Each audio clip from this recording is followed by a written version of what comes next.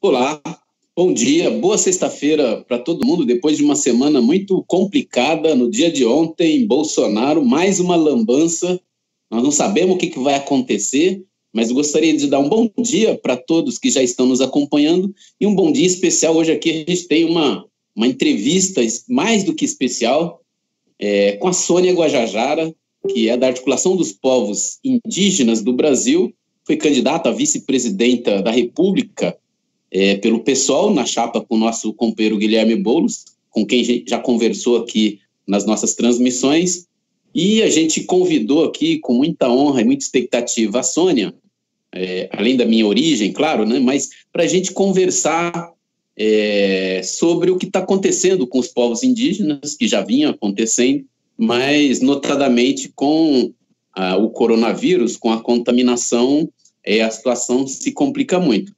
Os povos indígenas, Sônia, eu acho que já passo para você, que sempre, né, há 500 anos, vem sofrendo aí ameaças de doenças externas, enfim, que precisa se proteger. Os não indígenas, né, ou, enfim, a sociedade ocidental, como a gente conhece aqui, nunca teve muita preocupação, mas os povos indígenas sabem muito bem o que é lutar aí e fugir da contaminação. Queria que você nos contasse, um bom dia para você, até o momento... me parece que foram registradas 3 mortes de indígenas, né, inclusive de um adolescente, 15, 16 anos, Yanomami. E diante da ausência de políticas públicas de proteção à saúde dos povos indígenas, as próprias comunidades indígenas estão buscando se cuidar, estabelecer bloqueio. Eu queria que você nos contasse como é que está isso, qual é o tipo de política pública que o Ministério da Saúde vinha fazendo. Tem lá uma secretaria de saúde indígena. Queria que você nos contasse qual é a real situação hoje dos povos indígenas diante da contaminação do Covid, dessa pandemia que a gente está sofrendo no nosso país. Bom dia.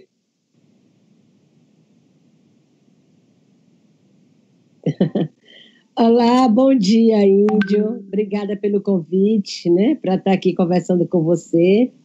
Bom dia a todo mundo que está nos acompanhando, né? Sei que as pessoas têm acompanhado bastante esses debates online e que nesse tempo de isolamento social, né, tem aproximado a gente, né? É o canal que a gente está se encontrando, que a gente está pensando coisas, que a gente está vendo como que faz esse enfrentamento. Porque aqui nós temos um desafio dobrado, né? Nós temos o desafio de combater o coronavírus e temos o desafio aí de enfrentar o presidente, né? Bolsonaro que está o tempo todo na contramão de tudo que tem que ser feito para garantir aí a prevenção. E aí isso tem gerado muita confusão, né? Muita dúvida na cabeça das pessoas. Pode sair, não pode sair, né? Está autorizado, não está autorizado, tem contágio, não tem, é gripe, é Covid, o que é, né?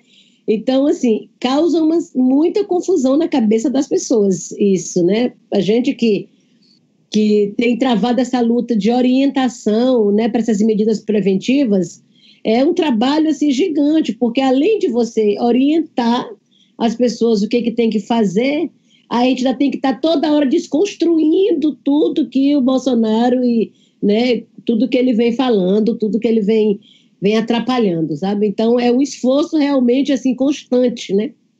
E aí, nós indígenas, eu posso dizer que a gente está buscando se cuidar quase que por conta própria, né? Há um descaso muito grande já por parte do governo, que não é de agora, é um descaso que já vem desde a campanha, né, do governo Bolsonaro. Ainda na campanha ele já dizia que já demonstrava, né, que não gostava de indígenas, que não gostava de pobre, que não gostava de preto, que não gosta de gente, né? Ele gosta das grandes empresas, ele gosta do lucro, ele gosta, né, das grandes mineradoras, do agronegócio, é isso que ele representa, né? Então, com isso, nós todos estamos no mesmo buraco ali, estamos no mesmo, né, ali na mira desse governo.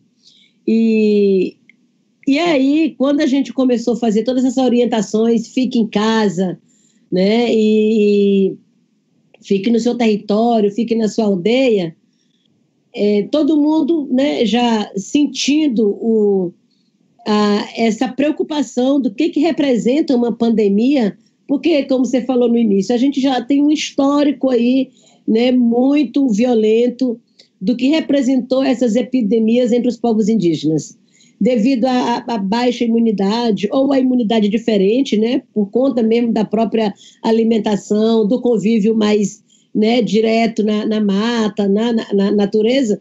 Então, tem uma imunidade diferente e aí não resiste a esses vírus, né?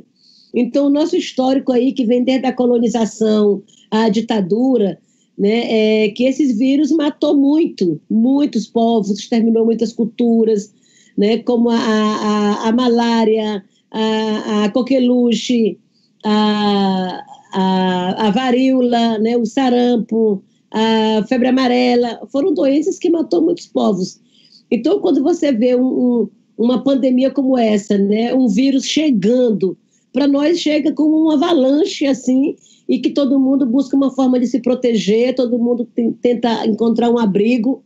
Alguns têm, né? No nosso caso, alguns têm seus territórios, suas aldeias, e procuram ficar ali. Outros não têm seu território demarcado.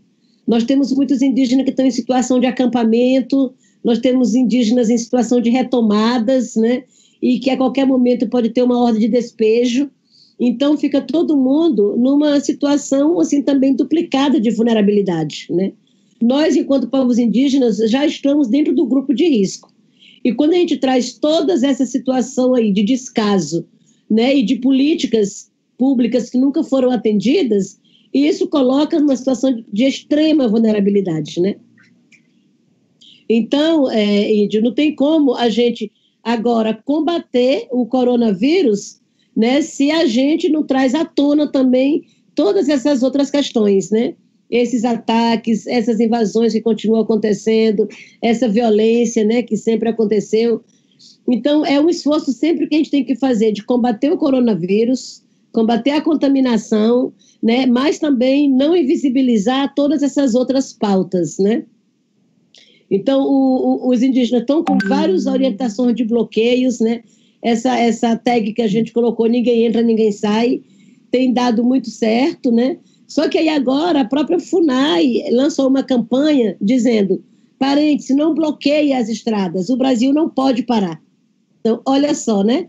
Que vai totalmente na contramão de tudo que está se fazendo para evitar a contaminação, né? E aí a gente sabe que o perigo é grande, porque o próprio modo de vida dos povos indígenas, né? Esse modo de vida comunitário, compartilhado, né, que é comum em todos os povos, isso facilita ainda mais a propagação. Por isso é importante a gente evitar que o vírus chegue dentro das aldeias, porque a gente precisa, né, evitar que aconteça um outro genocídio. Depois, né? Você falou que já foram 3 mortes, né, de indígenas. Então, isso aí é um outro problema gravíssimo que a gente está enfrentando, é que a CESAI, a Secretaria Especial de Saúde Indígena, né, que é vinculada ao Ministério da Saúde, a CESAI não está contabilizando os indígenas que estão em contexto urbano. Não está atendendo, não está contando, sabe? E aí desconsidera totalmente assim, a situação geográfica, né? Que as diferentes situações geográficas que os indígenas se encontram. Então, nós do Movimento Indígena estamos acompanhando os casos em todos os estados e a gente já contabiliza cerca de 6 óbitos entre indígenas, né? 6 óbitos indígenas aqui no Brasil. Inclusive, ontem a gente viu que teve o Aral da Venezuela, né? Que faleceu também, né? Mas que esse aqui não vai ser contado mesmo em lugar nenhum, né? Então, de indígenas aqui do Brasil, né, teve a primeira morte, que foi uma senhora do povo Borari, lá em Santarém, no Pará. O resultado dela só saiu depois, né, que ela já tinha morrido. Teve um senhor lá em Manaus, do povo Mura, que também, né, o teste saiu depois. E aí depois teve esse jovem Yanomami, lá de Roraima, de 15 anos, que a gente atribui essa contaminação dele aos garimpeiros, né? Aos garimpeiros invasores que estão ali no território próximo da aldeia que ele vivia, né? Teve uma senhora do povo Ticuna, lá do Amazonas, outra do povo Cocama, e ontem à noite a gente, né, soube de um Sateré Maué também, lá do Amazonas. Então, já se somam 6 mortes, todas na Amazônia, né? Todas na Amazônia. Então, você viu aí que Manaus está assim, né?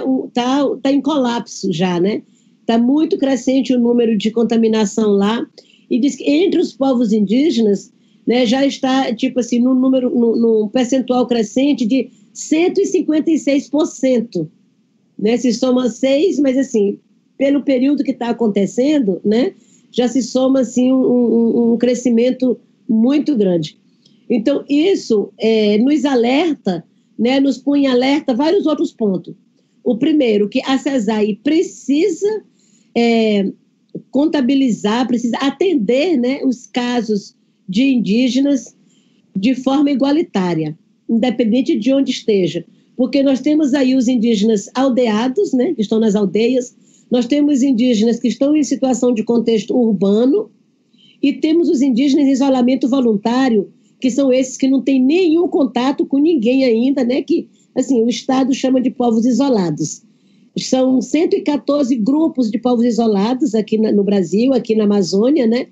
E esses povos estão totalmente ameaçados igualmente, porque as áreas deles, e principalmente nesse momento, está muito ameaçada por madeireiro, por garimpeiro, por grileiro, por caçador, né? E todos esses invasores são vetores de contaminação, né? Então, quando a gente diz assim, né, que essas mortes nos impõem outros alertas, então é esse que a CESAI não está atendendo, e isso gera uma subnotificação assim, absurda. A gente não sabe exatamente quem está e quem não está contaminado, né?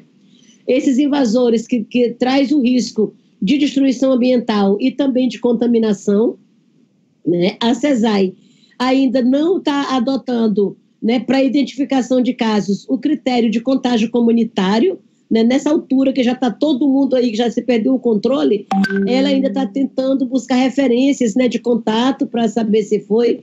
Então, com isso, a gente estima que tem um número muito maior de indígenas contaminados e que não dá para saber, né? Não dá para saber. Então, assim, são muitas as alertas e são muitas as medidas que têm que ser tomadas para a gente evitar tanto, né, essa maior contaminação e mortes por coronavírus, como também morte por todos esses outros ataques, né, e invasões que continuam latentes e que matam igualmente. Muito bem, você foi bastante precisa aí e dá uma ideia bastante consolidada da situação, que é muito grave, como você apontou. A gente queria aqui comentar com você vários pontos, e para o final queria que você nos falasse depois, ao final da nossa conversa, do Abril Vermelho e das próprias iniciativas que o Bolsonaro tem tomado. Ainda agora de manhã ele voltou, não sei se você viu isso, agora de manhã ele voltou a afirmar que quer sim levar o garimpo para as terras indígenas. Agora de manhã ele fez mais uma vez essa afirmação. Mas eu queria deixar o Bolsonaro para o final, porque acho que tem tanta desgraça, né, que a gente chega lá. Eu estava acompanhando a PIB, recorreu aí, chegou a Comissão Interamericana de Direitos Humanos para denunciar as mortes, os assassinatos que vem acontecendo com o povo Guajajara, né? Nos últimos meses aí, o número de lideranças assassinadas, enfim, há uma escalada, né? A gente sabe aí que são 500 anos de uma guerra interminável, né? Uma guerra, enfim, contra os povos indígenas, de expropriação dos povos indígenas, mas nós estamos numa escalada importante e o governo Bolsonaro explica muito disso, né? Queria saber como é que está isso, como é que está essa situação do povo Guajajara aí e o encaminhamento dessa denúncia junto à Comissão Interamericana de Direitos, para depois a gente, no próximo bloco, falar dos madeireiros, dos garimpeiros, aí, das iniciativas que tem lá no Congresso de ataque aí às terras indígenas. Bom, Índio, essa situação de violência aqui no Maranhão é histórica, né? Já é de longas datas, e a gente atribui essa violência crescente, esses assassinatos, exatamente à impunidade, né? De todos os assassinatos que aconteceram aqui no Maranhão, ninguém está preso, né? Não tem ninguém pagando pelo seu crime. E nos últimos 5 meses, né, foram 5 assassinatos de Guajajara, né? Só do povo Guajajara aqui no Maranhão. Então, assim, é um número absurdo, né? 5 meses, 5 assassinatos, e todos seguem aí na impunidade. Então, a impunidade acaba sendo essa principal ferramenta, né, que estimula ou que promove essa violência, né? É exatamente essa certeza da impunidade que motiva as pessoas a praticarem esses crimes. E aí é claro que isso acontece também, claro que tem vários tipos de conflitos, tem conflito com madeireiro, conflito com, né, de terra, conflito, né, das várias, nas várias modalidades, mas também acho que um tipo de violência que tem aumentado bastante é exatamente esse do racismo, da intolerância. Esse discurso de ódio, esse discurso que vem da própria presidência da República, né, contra os povos indígenas, de colocar a gente num lugar assim ou de coitadismo ou de obstáculo, né? Isso tem estimulado as pessoas que já têm essa vontade de praticar, né, crimes, de ficar muito à vontade, né? O presidente fala que não vai ter terra demarcada para índio, fala que índio não é gente, que está quase um ser humano, fala que é que nem bicho, fala que o Brasil precisa crescer com as terras indígenas. Então, ele fica sempre colocando a sociedade contra a gente, né? E aí isso estimula as pessoas, e aí eles se sentem legitimados para praticar qualquer ato de violência, né? Que aí nada vai acontecer. Aí vem a impunidade, né? E aí fica por isso mesmo. Então, o caso do Zezico segue também sem nenhuma apuração, né, final. A Polícia Civil aqui tomou pé para a investigação e está fazendo um trabalho em conjunto com a Polícia Federal. A gente está o tempo todo ali pressionando, acompanhando, vendo como é que, né, agiliza isso. Mas, assim, infelizmente, não tem ainda um mandado de prisão, apesar de todas as testemunhas já terem falado, já identificaram, né, quem pode ser, quem são os suspeitos. Ainda não há um resultado final dessa investigação. Então, a PIB entrou, né, com essa reclamação na Comissão Interamericana de Direitos Humanos, né, denunciando esse caso, né, e esse descaso das autoridades, né, das forças de segurança para elucidar esse crime. E aí a gente tem dito, né, assim, que é preciso que haja justiça para não haver vingança, né?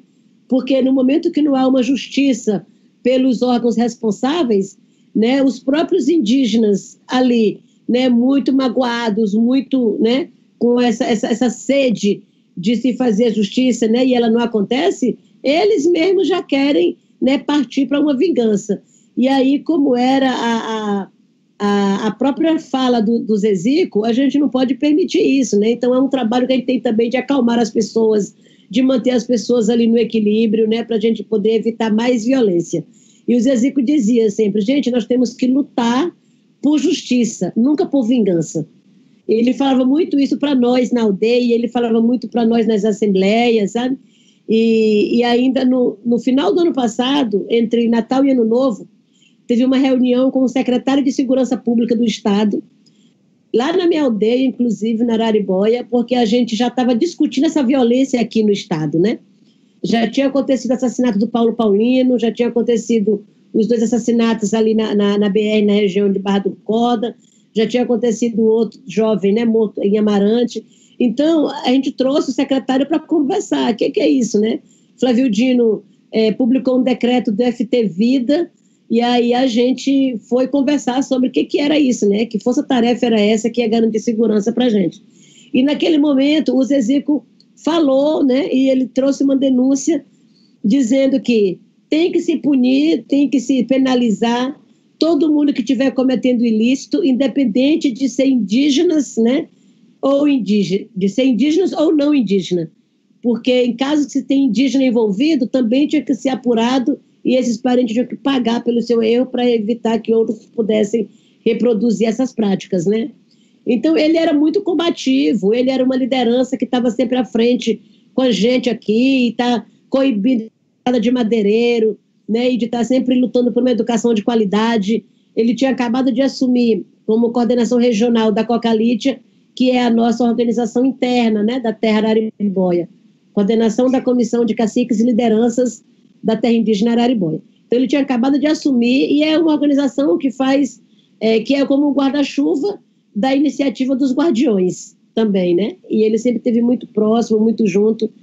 E aí é isso, né? A gente está nesse momento de pressionar para que se concluam as investigações e se possa se fazer justiça e prender os culpados, né?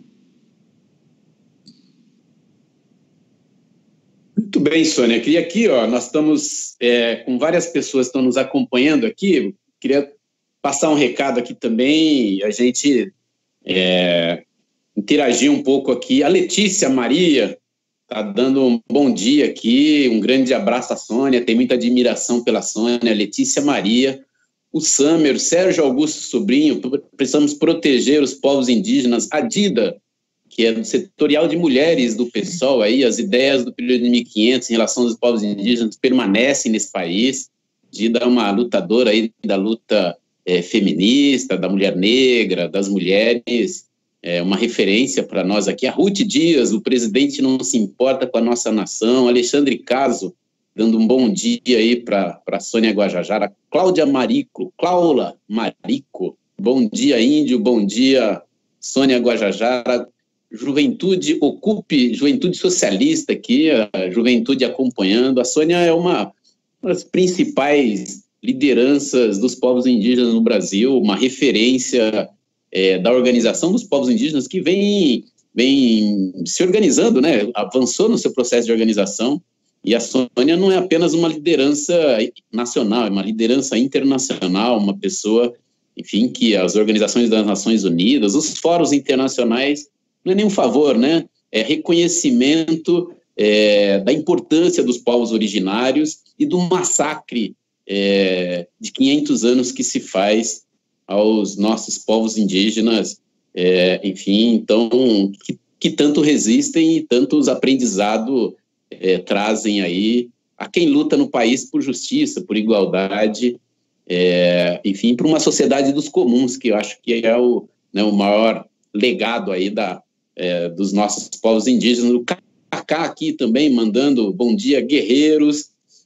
Ruth Dias, Valdeliz Carneiro, minha mãe que se casou com um descendente de indígenas, infelizmente, Sônia, meu pai faleceu tem 15 dias, e meu pai é que trazia aqui a minha herança indígena lá de Minas Gerais. Nós, infelizmente, né, seja já a minha avó foi privada do convívio com a cultura indígena, já foi expulsa, você conhece bem essa história, né, de milhões dos nossos povos indígenas que foram expulsos.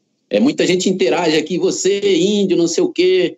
O índio a gente já sabe que é um nome meio pejorativo, né, que é o indígena e tal, mas, enfim, eu sou um dos destribalizados, mas que tenho não apenas no meu sangue, no cabelo e na pele, mas na minha alma e na minha consciência, a identidade aí da luta que a organização dos povos fazem. Ruth Dias, Cláudia, Pedro Ottoni, Edivânia, Elisângela, bastante mulher, como sempre, Renilson Gomes, grande companheiro, Rui Muniz, lá do Rio Grande do Sul. Precisamos aproximar a luta dos povos das matas, dos indígenas, com a luta da classe trabalhadora urbana, exatamente isso, uma grande unidade que a gente precisa fazer para mudar a história do nosso país. Sônia, a gente tomou bastante aqui do seu tempo, mas espero que a gente ainda tenha uns 10 minutos aqui para você comentar. Você já falava aí dessa ofensiva, enfim, do agronegócio, não é só o Bolsonaro, né, mas primeiro o agronegócio que vem nos últimos 30 anos aí buscando ampliar sua fronteira agrícola, buscando expulsar os povos indígenas das suas terras. A gente teve algum processo de demarcação, mas agora o governo, além de não querer demarcar, quer anular a demarcação, quer, enfim, quer expulsar mesmo, quer acabar com e dizimar quase que completamente com os povos indígenas que resistiram ao longo de tantos processos aí da colonização, da ditadura militar, como você falou, e a questão do garimpo, né, que é historicamente também, desde o ciclo do ouro, enfim, nós temos aí uma das frentes, uma das formas mais brutais de extermínio dos povos indígenas. Queria que você comentasse um pouco mais, você já trouxe elementos sobre isso, né, mas primeiro tem várias iniciativas lá no Congresso Nacional, o governo que quer impedir aí que, enfim, se faça demarcação, quer limitar e quer acabar de fato com as terras indígenas, que na verdade, queria também que você comentasse um pouco isso, são os povos indígenas, são os guardiões, né? Aqui em São Paulo, nós estamos aqui com os companheiros guaranis, que estão resistindo ali em defesa do que restou da Mata Atlântica no Jaraguá. Isso se repete em todo o país, né? Porque são os povos indígenas que, de fato, mantêm ainda as nossas florestas, mantêm um pouco da nossa grande riqueza da biodiversidade. Queria que você comentasse isso com a gente aqui. Será que caiu? Percebendo aqui, enquanto o Alexandre tenta, vou cumprimentar também o Alexandre, enquanto o Alexandre tenta restabelecer a conexão com a Sônia, vamos aqui ver se a gente consegue fazer isso, que eu não tenho a menor ideia de como se faz isso, mas o Alexandre está tentando restabelecer a conversa com a Sônia Guajajara, e ela tratava aqui de como o governo Bolsonaro é tão pernicioso, de como o governo Bolsonaro é um retrocesso imenso para toda a população trabalhadora do nosso país, para as mulheres e homens do nosso país. Bolsonaro só se preocupa, como a Sônia disse, com os grandes empresários, em particular com o rentismo, com o capital financeiro, com os quais ele enviou vários projetos aí de ajuda. Vamos discutir a PEC 10 na semana que vem. Quer dizer, o governo Bolsonaro está botando trilhões no cofre dos bancos, no socorro ao capital financeiro, e para a população ele queria dar R$200, né? Aqui a Sônia retornou, conseguimos restabelecer aqui. Que legal, Sônia, que você ainda consegue dar uns 10 minutos aqui com a gente. E conseguimos? Eu não estou conseguindo ver a imagem dela, mas se tiver aí, seria ótimo. Porque aí eu já passo também, ela está com outros compromissos aqui. A Sônia é uma pessoa bastante demandada, todo mundo quer ouvi-la. Então a gente ainda deve ter uns 5, 10 minutos aqui. Se puder, deu certo?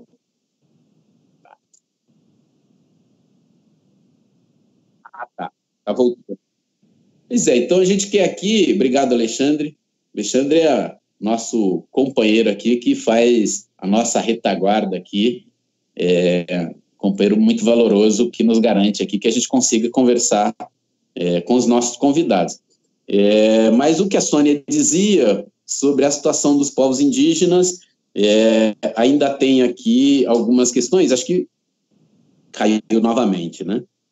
O que a gente queria comentar ainda com a Sônia são esses dois processos mais graves, né? Claro, como ela dizia, tem vários setores que ameaçam a vida, a cultura e a soberania dos povos indígenas, das nações indígenas, mas em particular o agronegócio, que quer abocanhar mais terras para produzir commodities, para produzir para exportação, coisa que não fica aqui no Brasil, porque os alimentos que chegam à mesa das famílias brasileiras, os alimentos que chegam nas casas do país, são produzidos pela pequena agricultura, pela agricultura familiar, e não é produzido aí por esses bilionários do campo, que não são do campo, né? Boa parte desses antigos latifundiários hoje, essas terras pertencem aos bancos, pertencem a grandes grupos econômicos que também não tem nenhum compromisso, seja com o país, seja com a segurança alimentar da nossa população. Não sei se a gente vai conseguir restabelecer, me parece que não, estamos com dificuldade. A Sônia está lá no Maranhão. Eu imagino também, porque o horário dela estava apertado, já são 11h30, a gente ainda queria ouvir a Sônia, porque a APIB, as organizações dos povos indígenas, ainda que a gente esteja diante de uma pandemia, do isolamento social necessário, que nós não podemos cair na esparrela do seu Bolsonaro, os povos indígenas e a articulação dos povos indígenas do Brasil está aí marcando e construindo o Abril Vermelho, próximo dia 25 de abril. Queria ouvir quais são as iniciativas, até porque nós estamos num momento especial, é tudo virtual, mas é importante também para a gente aprender mais, para a gente buscar nos relacionar melhor aí com a luta dos povos indígenas, daqueles que lutam há mais tempo nesse país e com aqueles que a gente tem muito a aprender, porque já enfrentaram todas as dificuldades, enfrentaram, enfim, todo o processo de colonização, todo o extermínio feito para garantir um projeto de desenvolvimento absolutamente agressor dos bens naturais, agressor dos direitos humanos, agressor dos direitos das pessoas. Os povos indígenas que têm muito a ensinar para quem luta nesse país, porque são aqueles que lutam há mais tempo, são aqueles que resistem há 520 anos de resistência, de luta, de determinação e de compreensão da importância da manutenção da sua cultura, dos seus valores. Sônia voltou? Legal, Sônia, que bom que a gente conseguiu aqui estabelecer. Já, como a gente tomou aqui o seu tempo, eu estava comentando um pouco, mas eu queria que você comentasse, portanto, esses dois processos de transformação das terras em garimpos, que o Bolsonaro reafirmou hoje de manhã, o risco do agronegócio e a situação aí que a APIB está convocando, o Abril Vermelho. Sei que nós estamos num período de confinamento, né? Então as manifestações, tudo que a gente fazia agora está muito diferente, mas acho que vai ter aí algumas atividades virtuais, que é importante também a gente acompanhar, para a gente aprender mais sobre as lutas dos povos indígenas e para a gente também prestar a nossa solidariedade, o nosso apoio e a nossa aliança necessária para a gente construir uma sociedade com dignidade para mulheres e homens e toda a nossa diversidade cultural, né? Nossa diversidade negra, indígena, europeia, enfim, asiática, todos aqueles que constroem esse país e que merece um país mais igualitário e respeitoso, principalmente para com quem luta há mais tempo, como eu dizia aqui, dos nossos povos indígenas. Sônia Guajajara, um prazer que você conseguiu retomar aqui com você. Bom, que bom que deu certo, porque essa internet está brigando direto com todo mundo, né? Claro. Então, Índio, eu falei aqui, né, sobre essa preocupação e esse alerta, né, que se liga entre a gente dessas invasões, e eu acho que a gente luta para combater as invasões, né, de garimpeiros, de madeireiros, só que se você tem aí uma medida que é aprovada, né, que o presidente coloca ali essa clara intenção de se aprovar, isso se torna assim, ainda muito mais perigoso para nós, porque aí vai ser uma exploração autorizada, né? E aí, a semana passada, eles anunciaram uma portaria, né, pelo Ministério de Minas e Energia, uma portaria de número 135, que considera atividades mineral insumo, né, que considera como essencial, né, insumos minerais, né, Nesse tempo de pandemia, imagina que está se autorizando serviços essenciais, é o que tem que ser feito, né? Segundo as orientações corretas. E aí, nós estamos dizendo que a mineração é um dos principais vetores, né? Os invasores levarem esse vírus para lá. E aí, o Ministério da Minas e Energia vem na contramão de tudo e apresenta essa portaria, né, dizendo que mineração é atividade essencial. Imagina só, né? Como que é muito contraditório. E aí tem um projeto de lei também lá no Congresso Nacional que tramita, né, que foi apresentado pelo próprio Bolsonaro, e a última atividade que a gente fez no Congresso Nacional foi uma audiência com o Rodrigo Maia para que não pudesse votar esse projeto de lei, para que esse ano, né, ficasse paralisado, considerando todas essas desgraças que já tem da mineração, né, e do garimpo. E aí a gente teve ali a palavra dele de não colocar em pauta, né, de segurar esse projeto de lei esse ano, e nós ficamos ali no monitoramento. Só que agora está havendo essa pressão da Vale, né, de outras mineradoras aí estrangeiras, pressionando para que se libere logo, né, os territórios indígenas para a mineração. E aí, mais uma vez, Bolsonaro entra com essa pressão de aprovar logo, né, e com isso entregar os territórios indígenas nesse período tão grave de nossa história, né? Nesse período tão conturbado, tão difícil, que a gente está lutando aí contra essas invasões, e aí se torna ainda, né, muito mais desafiador, porque nós não vamos mais lutar contra uma coisa ilegal, nós vamos estar lutando contra uma coisa que é errada, né, que é totalmente destruidora, mas que está legalizada, né? Então, o fato de legalizar não vai diminuir ou acabar os impactos, não vai deixar de impactar, né? Então, o enfrentamento maior que nós temos que fazer nesse momento, né, é o presidente mesmo, é um esforço para derrubar esse governo que está acabando com tudo, que está destruindo com tudo, né? Então, essas invasões são iminentes. Teve aí um aumento de 29,30% do desmatamento na Amazônia durante esse um mês de isolamento social. Olha só, os dados do INPE, né? Os dados do INPE mostrou aí essa semana já o aumento de 29,30% em um mês. Imagina o quanto que está crescente e o quanto que isso tende a aumentar ainda mais, né? E aí o IBAMA organizou uma operação para combater o garimpo ilegal.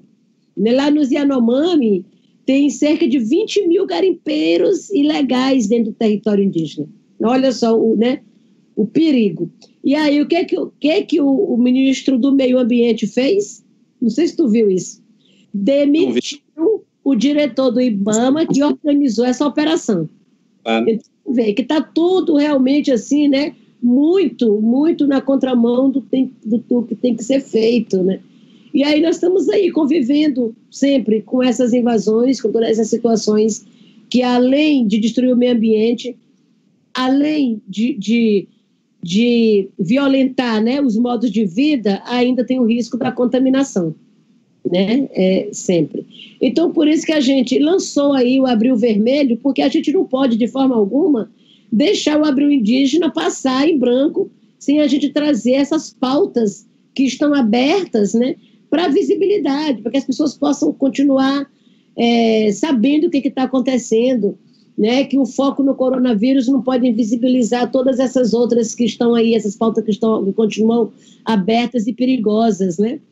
Então, nós lançamos o Abril Vermelho nessa quarta-feira, né, tem uma programação aí que já está anunciada, e até esse fim de semana, 19 de abril, né, o famoso Dia do Índio, que também agora é Dia do Exército. Então, tem essa programação, mas também nossa agenda está aberta para contribuições.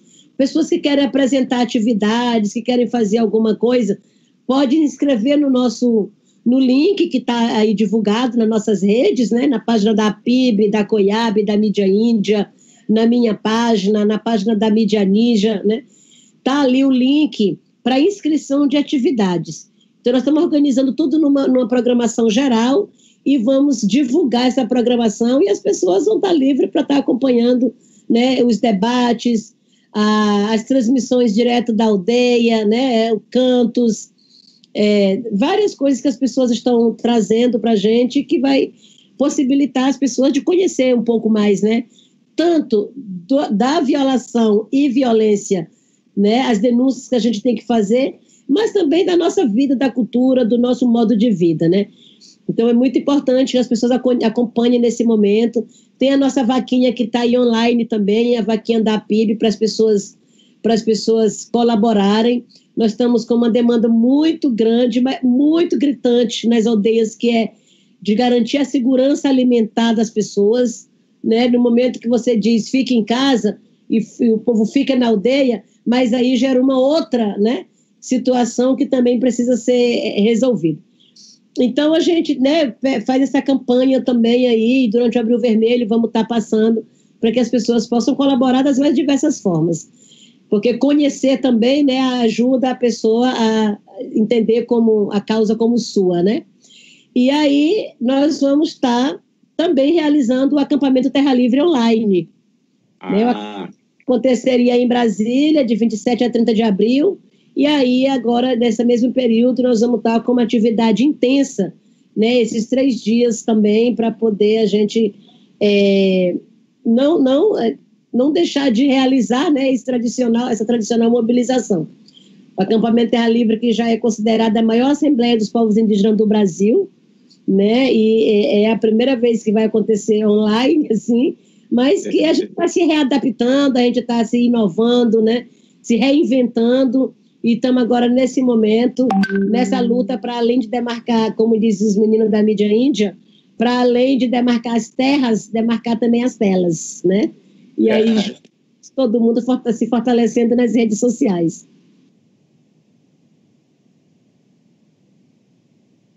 Muito bem, muito bem. Acho que é importante depois, a gente, no site da Intersindical, os meios da Intersindical, a gente, na medida do possível, a gente sempre divulga as atividades aí, a gente vai lá no site da PIB, no blog da PIB, do CIMI, mas é importante aí, até dou um alerta para a nossa turma aí, para a gente também ajudar na divulgação, né, para que chegue, de fato, essas informações. Nós estamos num período muito diferente mesmo, né?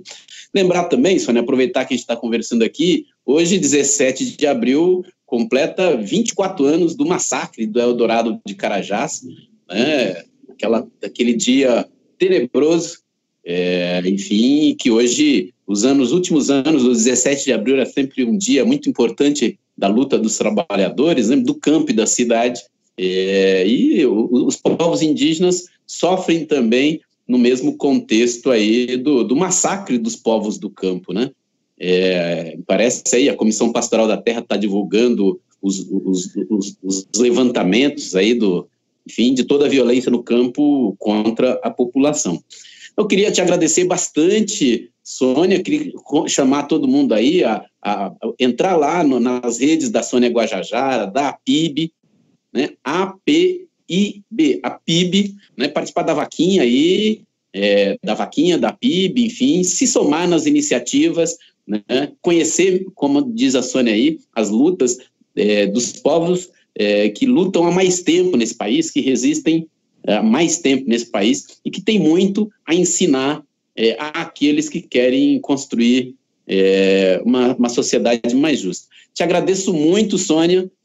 Agradeço muito pela sua disponibilidade. A Intersindical está aí à disposição naquilo que a gente puder ajudar, aquilo que a gente puder divulgar para a classe trabalhadora urbana. Nós também temos companheiras e companheiros que atuam no campo, enfim, e que a gente quer estreitar mais também as relações aí dos setores que estão em luta no nosso país. E como você disse, antes de passar para você aqui para as palavras finais, a gente se soma, como você disse aí, esse governo, o Brasil não aguenta 4 anos de destruição nacional, nós precisamos rapidamente, né, colocar o fora Bolsonaro nas ruas, porque não é possível, né, o Bolsonaro atacando os povos indígenas, né, atacando aqueles que resistem no campo, mas com um projeto de destruição nacional que prejudica a todos. A imensa maioria do nosso país, e um governo que só atende aos interesses do rentismo, do capital financeiro, dos bilionários. Né? Aí ontem dizendo, não, aqui o desemprego, taxa as grandes fortunas, taxe lucros e dividendos, né? Tem meios, o governo federal tem meios para impedir que o país entre numa crise brutal.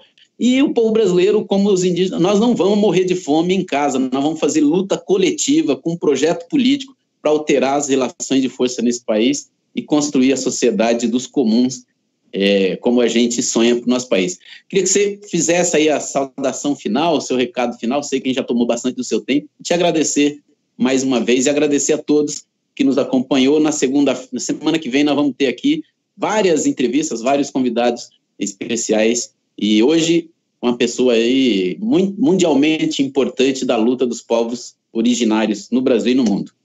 Obrigado, Sônia. Suas considerações. Ok. Então, acho que não dá, né? Como a gente está dizendo, não dá mais para suportar, né, essas atitudes, esse comportamento desse presidente. Não dá. É preciso que haja uma reação imediata, e a gente só vai conseguir fazer isso, né, se todo mundo se juntar mesmo e entender que Bolsonaro já há muito tempo deixou de ser uma ameaça só para os indígenas, deixou de ser uma ameaça só para o Brasil. Bolsonaro acabou se tornando um problema mundial, né? É uma ameaça para o planeta.